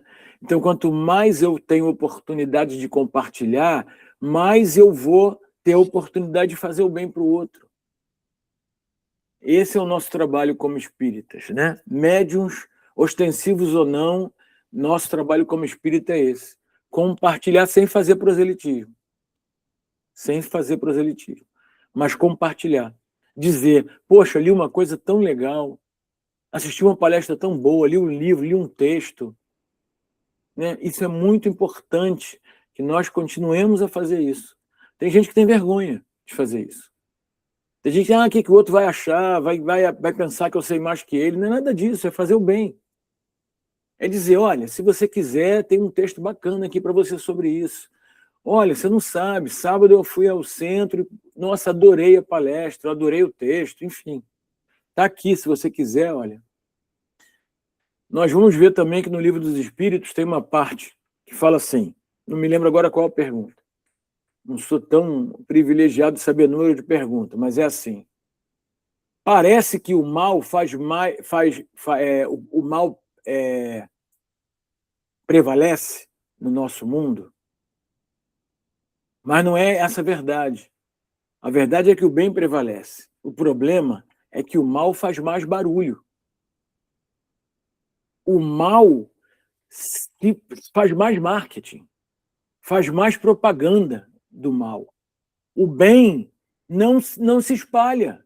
Por quê? Porque eu fico quieto, eu fico com vergonha de falar, eu fico com medo do que o outro vai achar. O mal não. O mal dá as cartas, ele não quer saber o que o outro está achando. Ele vai falar o que ele tá fazendo, as realizações dele, e vai cooptar outras pessoas para perto dele. E nós não fazemos isso com o bem. Nós não divulgamos nada que nós fazemos no bem. E nós precisamos perder essa vergonha, perder esse recalque, né, para usar uma linguagem do Freud. O Freud falava que recalque é tudo que nos prende num determinado ponto que não deixa nós avançar. Nós brincamos com o outro, né? Falando, você é recalcado, está usando aí um conceito freudiano. Recalcado não é o que a gente quer dizer para ele, né? A gente quer dizer para ele que ele é invejoso. Quando a gente fala recalcado, é porque você está preso nessa redoma, você não sai daí. Sai daí, vai dizer o que você faz. Vai dizer que você se sente bem, mostra o teu comportamento diferente para o outro. E aí, pelo comportamento, você vai levar a gente contigo. Nós temos que fazer mais propaganda do bem. Essa é uma coisa que é uma luta minha. Agora mesmo, essa semana mesmo, falei com o Tosé e com o Paulo, dois dos nossos dirigentes da SEC. Nós precisamos, 5 minutos antes das reuniões, dizer o que nós fazemos, dizer que temos CISA, dizer que temos curso, dizer que agora as pessoas não sabem nem que nós temos Instagram, nem que nós temos YouTube, não sabem. Aliás, nós precisamos perder a vergonha de dizer aliás, essas coisas. olha, Né? eu por acaso não estava, mas o Tosé estava em mensagens comigo e eu logo, passado um tempo, eu tinha aquilo guardado em Word e mandei para o Paulo uma lista que devíamos de pôr no placar. Olha, isto são coisas mesmo engraçadas, estamos em sintonia. Devíamos de pôr no placar tudo aquilo que a gente faz. Claro. Incluindo a evangelização, que é uma coisa muito importante, chamar a atenção dos jovens. Tudo que se faz, tudo que se faz. Eu já vi pessoas que foram ao centro pela primeira vez, segunda, terceira, e aí foram descobrir que estavam ao meu lado na palestra, foram descobrir que existia o trabalho do CISA quando a Helena foi falar do CISA numa ocasião. Sim, eu também não sabia. É isso aqui? Eu não conhecia. Como assim? Como é que eu posso contribuir? É verdade, eu sou testemunha disso. Eu só fui tomar sentido uma altura que a Helena até foi pedir uma relação de material que estava a ser preciso para aquela ação e que tomei conhecimento de que havia aquela parte da ajuda dos irmãos sem abrigo e eu acho que é uma crítica construtiva, é mesmo importante aquilo, porque eu já frequento já quase um ano, mas mais não parece, não é? A SEC e vejo que há um bocadinho assim de falta de divulgação das coisas. A Helena divulga, o Marco, quando vai fazer as palestras, divulga sempre os cursos, dá sempre alguns recados, mas fica ali muito, muito vazio e a gente não sabe onde é que vai procurar as coisas. Eu própria apanhei a deixa para vir fazer esse curso. Frequentando a palestra de sábado, me apercebi que havia o curso do Livro dos Médiuns, logo a seguir a palestra.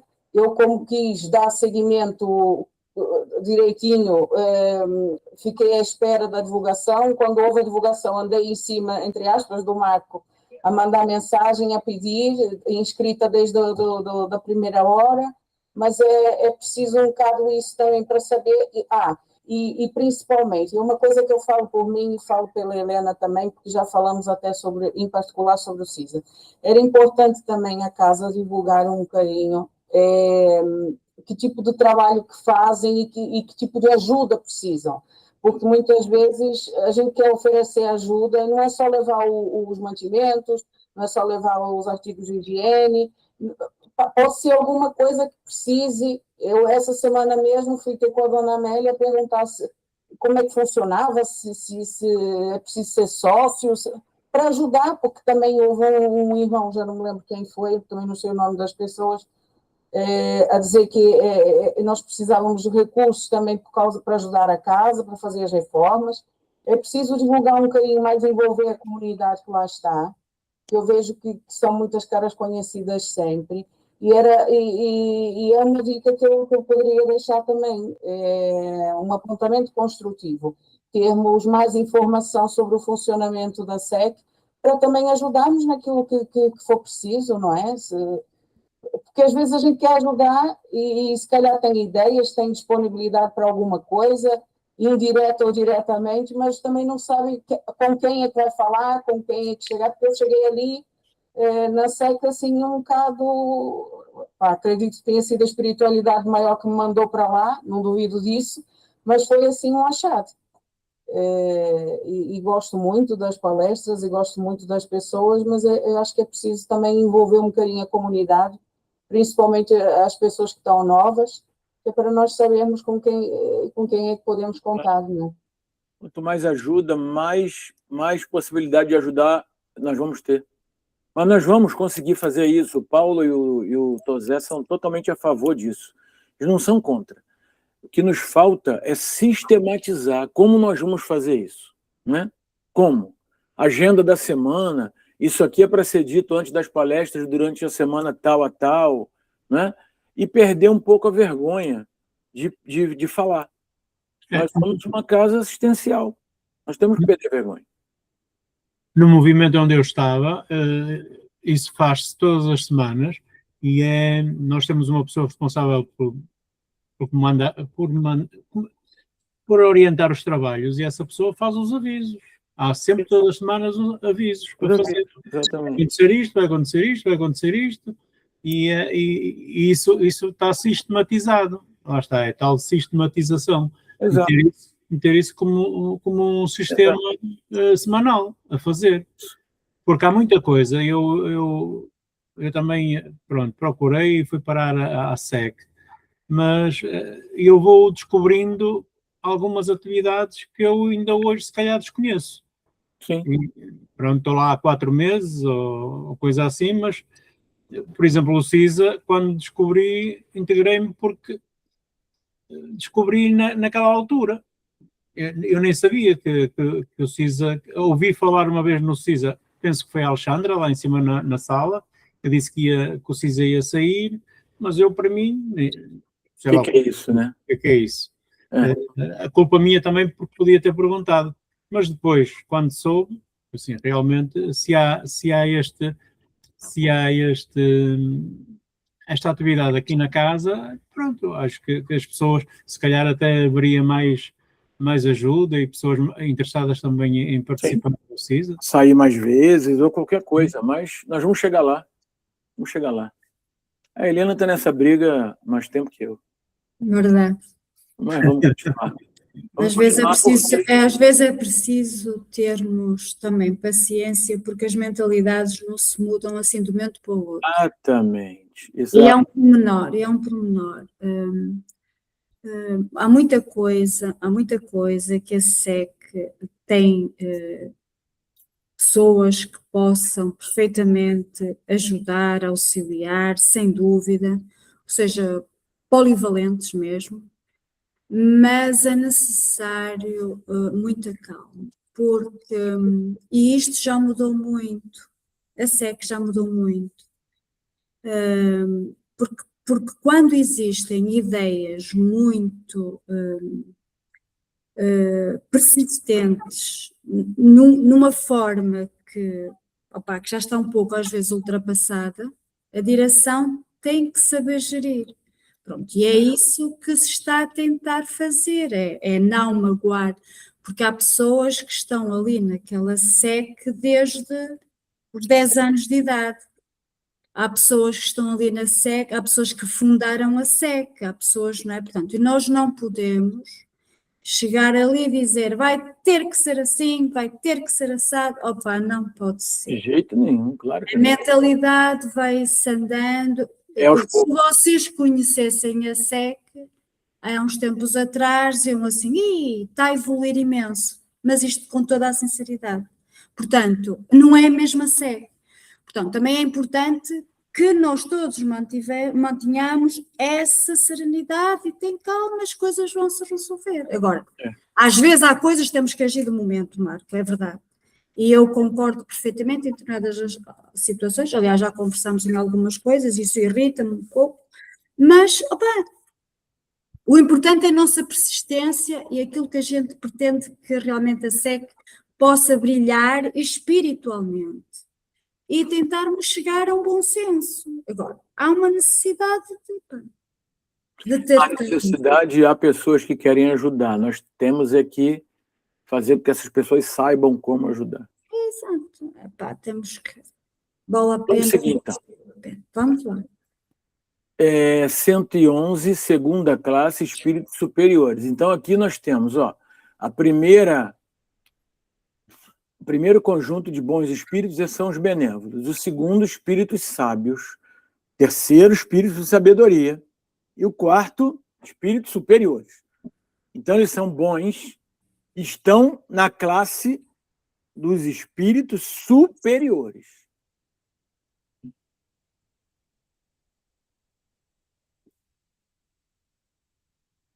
Carlos, tudo bem, meu amigo? Não falei contigo quando tu chegaste. Tudo bem, eu tive aqui um empreiteiro e não consegui, mas depois, agora estou a ouvir atentamente. Faça as honras da leitura, por favor, meu querido. Eu não sei se vou conseguir muito bem, que eu estou no telemóvel e está Então, muito não bonito. precisa, não quero dificultar a sua vida. Leio Sim. eu, não tem problema. Segunda classe, espíritos superiores. Esses em si reúnem a ciência, a sabedoria e a bondade. Da linguagem que empregam se exala sempre a benevolência. É uma linguagem invariavelmente digna, elevada e muitas vezes sublime. Sua superioridade os torna mais aptos do que outros a nos darem noções exatas sobre as coisas do mundo incorpóreo, dentro dos limites do que é permitido ao homem saber.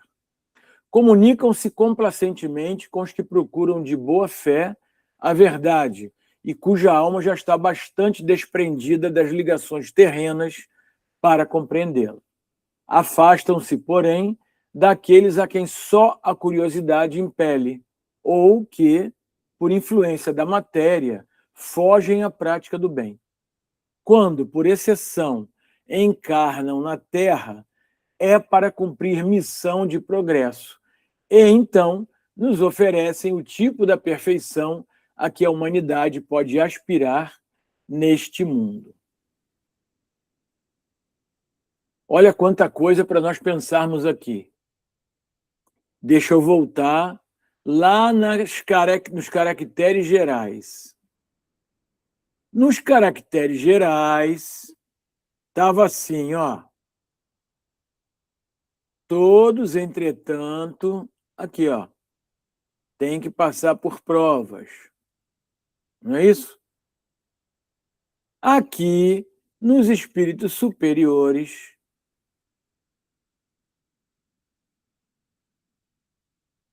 a definição que nós temos é a seguinte: quando por exceção encarnam na Terra, é para cumprir missão de progresso. E então nos oferecem o tipo da perfeição a que pode-se aspirar neste mundo. Eles são os nossos exemplos, né? Os espíritos superiores. Mas ainda podem encarnar na Terra. Mas não por prova, nesse caso por missão. Ok? Esses espíritos superiores podem encarnar em outros mundos também? Sim ou não? Podem encarnar no mundo feliz, por exemplo? Eu acho que podem. Claro que podem. Claro que podem. Devem, né? É onde mais existem espíritos superiores. O que é importante aqui, nós entendermos que é fácil identificarmos através da linguagem, seja a psicografia, seja a psicofonia. É fácil.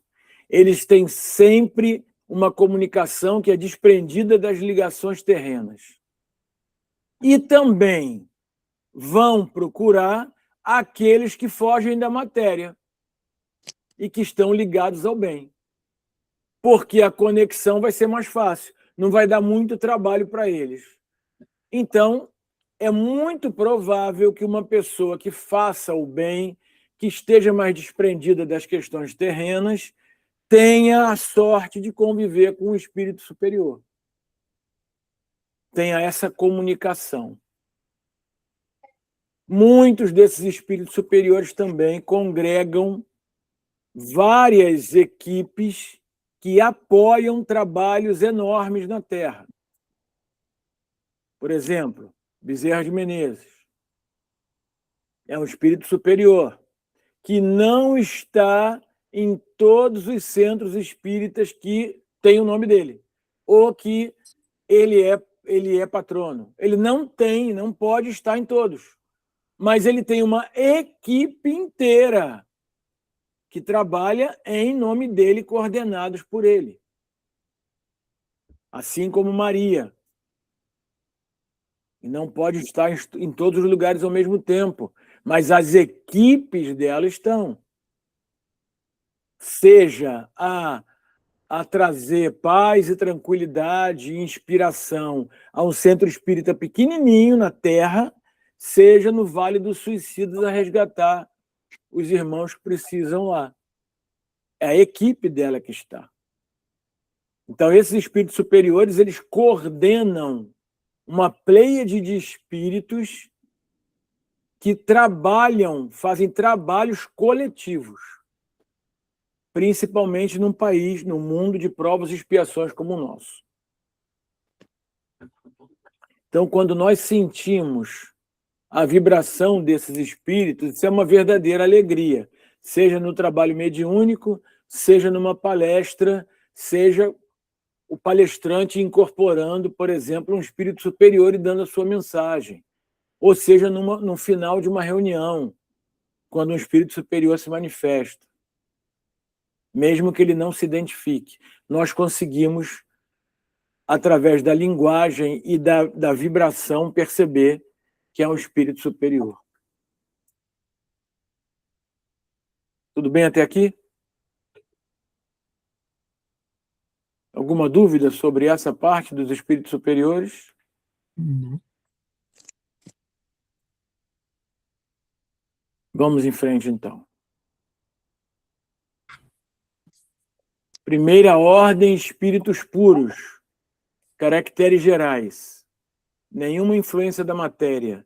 Superioridade intelectual e moral absoluta com relação aos espíritos das outras ordens. Primeira classe, classe única. Os espíritos que a compõem percorreram todos os graus da escala e se despojaram de todas as impurezas da matéria, tendo alcançado a soma de perfeição de que é suscetível a criatura, não tem mais que sofrer provas nem expiações, não estando mais sujeitos à reencarnação em corpos perecíveis, realizam a vida eterna no seio de Deus. Gozam de inalterável felicidade, porque não se acham submetidos às necessidades, nem às vicissitudes da vida material. Essa felicidade, porém, não é a de uma ociosidade monótona, a transcorrer em perpétua contemplação. Eles são os mensageiros e os ministros de Deus, cujas ordens executam para a manutenção da harmonia universal. Comandam a todos os espíritos que lhes são inferiores, auxiliam-nos na obra de seu aperfeiçoamento e lhes designam as suas missões. Assistir os homens nas suas aflições, concitá-los ao bem ou à expiação das faltas que os conservam distanciados da suprema felicidade, constitui para eles ocupação gratíssima. São designados às vezes pelos nomes de anjos, arcanjos ou serafins. Podem os homens pôr-se em comunicação com eles, mas extremamente presunçoso seria aquele que pretendesse tê-los constantemente às suas ordens. Quem conhece algum espírito puro? Vocês conhecem algum espírito puro, tenho certeza. Jesus. Pronto. Pronto. E aí, eu me pergunto, mas não estando mais sujeitos à reencarnação em corpos perecíveis, olha aqui, realizam a vida eterna no seio de Deus, gozam de inalterável felicidade. Jesus não encarnou na Terra? Encarnou, não reencarnou. Encarnou na Terra ou não? Encarnou. Mas para quê? Para se melhorar? Não, ele não reencarnou, ele encarnou. Qual era a missão dele aqui? Para nos poder ajudar, para dar os seus ensinamentos, não é? Espalhar os seus ensinamentos. Claro. Ele faz parte. Ele veio com a missão. Sacrifício, né? Foi. Fazendo sacrifício. Claro. E o que sofreu. Carolina. Eu tenho uma dúvida, porque eu sempre ouvi em várias palestras que Jesus é da classe dos Cristos. E eu nunca consegui ver e pesquisar sobre isso, literatura sobre isso. Essa classe dos Cristos digamos, tendo em conta a imagem da rampa, não é? E a imagem de que Kardec mesmo assumiu que essas classificações não são absolutas, essa parte do Cristo seria uma etapa, uma escala ainda avançada dessa primeira classe? Não, são todos espíritos puros. Exato. Os Cristos, eles são chamados de Cristo porque eles têm funções diferentes dos outros. Então, por exemplo, Jesus Cristo é o governador do planeta. Ele tem uma responsabilidade de manter esse planeta em pé. Alguns espíritos em desdobramento, né, alguns encarnados em desdobramento, já conheceram, inclusive, os outros Cristos de outras galáxias. Estiveram com outros Cristos. E aí foram perguntados, né? O senhor conhece Jesus Cristo? Conheço. Ou seja, espírito puro. E ele está a falar com um Cristo de outra galáxia. Obviamente que a galáxia onde aquele Cristo está fixando as preocupações dele naquele momento também deve ter questões que têm que ser resolvidas, como Jesus resolveu aqui. Então, pode ser que tenha uma encarnação lá, ao invés de Jesus Cristo, da Carolina Cristo. Um exemplo assim bem esdrúxulo. Porque são outros mundos, outros globos, que precisam de outras coisas. Ou, às vezes, galáxias inteiras que também são formadas por planetas de provas e expiações, e assim vai. Mas Cristo é um espírito puro. Por isso é que Jesus está no mundo dos Cristos. No mundo dos Cristos. Mundo dos Cristos. Exatamente. Fala, Dorindo. Isso pode ser uma classe dada a esse grupo, o grupo dos Cristos, como o grupo dos arcanjos, dos anjos ou dos serafins. Sim, pode. Até para se falar melhor e se entender melhor, né? Mas eu imagino assim que o Cristo ele não é um espírito mais puro. Sim, é puro. Não os Cristos, porque nós temos aqui uma classe única. São espíritos puros. São puros. São puros. E se são puros, se é Cristo, se não é Cristo, são puros. Não há mais outra definição. Isso é muito bonito porque é interessante entender isso, porque nós sabemos que mesmo evoluindo, mesmo chegando ao espírito puro, houve em algum momento a necessidade dele encarnar, e ele encarnou. Mesmo sendo espírito puro. E deu a contribuição dele com o sofrimento. E nós vimos, às vezes, umas leituras da vida de Cristo mais humanas, nós vimos que ele ficava aflito, ficava ansioso, ficava triste, ficava decepcionado, porque está encarnado. Pois, ele estava encarnado. Ele chorou na morte de Lázaro, ele sentiu a paixão, como ia sofrê-la, portanto, ele teve... Está encarnado. Está encarnado, fica muito parecido com cada um de nós. Isso que é bonito, né? Nós estamos longe do desenvolvimento moral do Cristo, mas ao mesmo tempo estamos perto, porque ele esteve entre nós. Esteve perto de nós. Talvez nós tenhamos vivido até na mesma época dele. E aí, brincando, né, como o pessoal fala, tenhamos jogado pedra na cruz. Sim.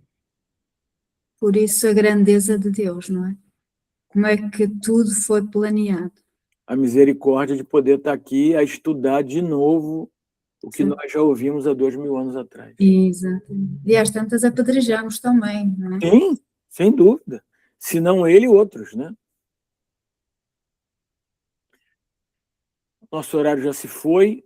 Nós vamos no próximo encontro já começar da 114, falando de progressão dos espíritos. Alguém comenta alguma coisa sobre hoje?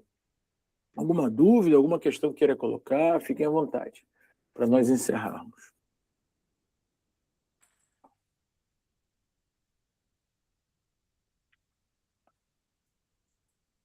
Nada? Não. Bom, eu sempre gosto muito dessa parte de progressão dos espíritos, porque isso para mim é uma terapia, né? Ler sobre isso, falar sobre isso, discutir sobre isso, é discutir a vida da gente, né? Ver as nossas imperfeições, o que nós já alcançamos, o que ainda não alcançamos, mas podemos alcançar, sem se desesperar, né? Sem fazer loucuras. Então, eu gosto muito dessa parte, que ela é muito concreta. Daí para frente, a progressão dos espíritos, daqui a pouco a gente vai ver a evolução dos mundos. Isso bate muito firme na gente, porque nós sabemos, ainda mais agora, com esse planeta que nós estamos vivendo aqui, no momento de transição, nós sabemos que temos que fazer a nossa parte. E isso está cada vez mais claro para nós, né? Que temos essa ferramenta maravilhosa que é o Espiritismo e o estudo sistematizado do Espiritismo, que nos dá muito mais clareza para entender essas perturbações todas que nós estamos vivendo. Mas é isso. Um voluntário para a prece, por favor. Que eu já fiz. Não fala todo mundo ao mesmo tempo, um de cada vez. Um de cada vez.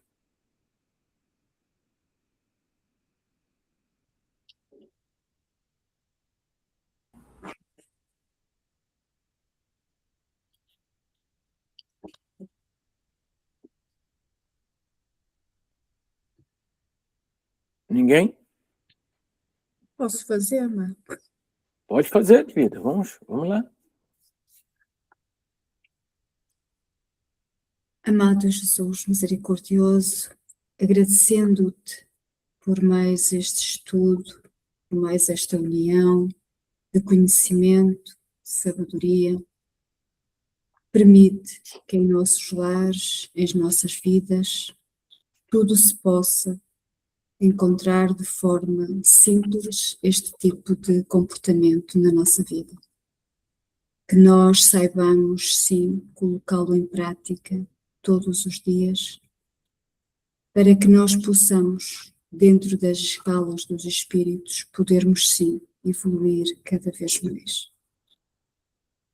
Gratos que estamos de ti, Jesus, pela tua companhia, pela companhia da equipa amiga espiritual da nossa SEC, pedimos então a permissão para podermos fechar este trabalho e conseguirmos sim estarmos mais presentes, mais confiantes no estudo e conseguirmos também, para a próxima semana, voltarmos a estarmos unidos nesta força, nesta coragem, que Jesus também tanto nos emana, para que assim nós possamos proceder. Que assim seja. Assim seja. Ou seja, Muito obrigado, meus queridos, por terem comparecido, terem me dado esse prazer de estarmos juntos. Tenham uma excelente semana e vejo vocês terça que vem. Boa semana para todos. Uma boa Obrigada. semana. boa semana. Fiquem bem. Boa semana.